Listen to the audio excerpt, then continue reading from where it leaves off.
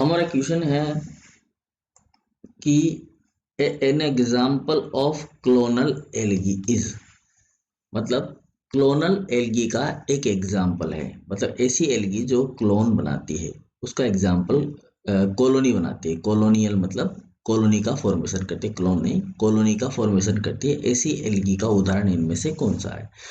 तो यहाँ पर हमें जो ऑप्शन दिए गए हैं, एक दिया गया है ओलवोक्स, एक दिया गया है यूलोथ्रिक्स, एक दिया गया है स्पाइरोगायरा और एक दिया गया है क्लोरेला।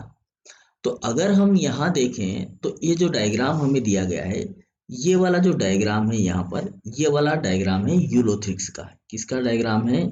यूलोथ्रिक्स का डायग्राम है, ठीक है। जो सेकंड डायग्राम है ये वाला है हमारा स्पाइरोगायरा का। किसका है? स्पाइरोगायरा का। थर्ड डायग्राम है यहाँ पर वो है क्लोरेला का, क्लोरेला। और जो फोर्थ डायग्राम है वो है वोल्वोक्स का, ठीक है। तो ये डायग्राम हमें यहाँ पर दर्शाए हुए हैं।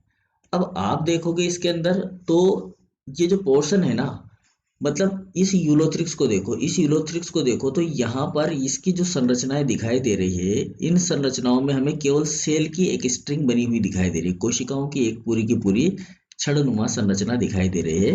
तो यहाँ पर जो प्रत्येक कोशिका है वो कॉलोनी की फॉर्म में तो है नहीं। कॉलोनी तो एक समूह होना चाहिए कोशिकाओं का, मतलब इस तरह का गुच्छा हो जाना चाहिए, इस तरह की कोशिकाएं बन जानी चाहिए। गुच्छे के अंदर इस तरह की अगर कोशिकाएं बन रही है तो उसे हम क्या कह सकते हैं? कॉलोनी कह सकते हैं। लेकिन ऐसा यहाँ पर है नहीं, तो यूलोथ्रिक्स तो हमारा आंसर हो नहीं सकता, ठीक है। दूसरा देखेंगे हम स्पाइरोगायरा, तो स्पाइरोगायरा की एक जो सेल है वो तो ये सेल है, ठीक है। स्पाइरोगायरा की एक सेल तो ये वाली सेल है और एक ये वाली सेल है, और इसके अंदर ये जो दिख रहा है हमें ये क्लोरोप्लास्ट है, ठीक है। इसके अंदर पाया जाने वाला क्लोरोप्लास्ट ये वाला, ठीक है, ग्रीन कलर का। तो स्पाइरोगायरा में भी यहाँ पर एक सेल है और यहाँ पर एक दूसरी सेल है, तो ये भी कॉलोनी नहीं हो सकती, तो स्पाइरोगायरा भी हमारा ऑप्शन नहीं हो सकता। तो एक तो यूलोथ्रिक्स खत्म हो गया, दूसरा हमारा स्पाइरोगायरा खत्म हो गया। तीसरा हम देखें क्लोरेला। क्लोरेला में आप देखो तो ये हमें दिखाई दे रही है कॉलोनी जैसी, लेकिन ये कॉलोनी नहीं है। ये सारी कोशिकाएं आप देखोगे ध्यान से तो सब कोशिकाएं अलग अलग हैं, मतलब पर्टिकुलर हर सेल जो है वो क्या है? सेपरेटेड है। तो क्लोरेला जो होता है वो सिंगल सेलुलर एल्गी होता है। कौन सा होता है? सिंगल सेलुलर एल्गा, ठीक है।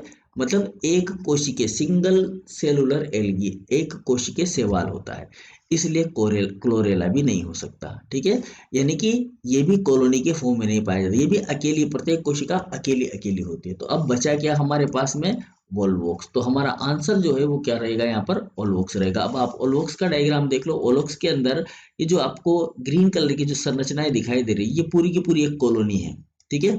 ये पूरी की पूरी एक कॉलोनी है, और इस कॉलोनी के अंदर भी जो है छोटी छोटी संरचनाएं हमें हमें दिखाई दे रही है। ये जितनी भी छोटी छोटी संरचनाएं हैं, स्मॉल स्मॉल सी जो स्ट्रक्चर दिखाई दे रही है, ये न्यूली फॉर्म्ड कॉलोनी है, यानी कि नई बनने वाली कॉलोनी है, न्यू फॉर्म्ड कॉलोनी, ठीक है। क्या है ये? New formed colony.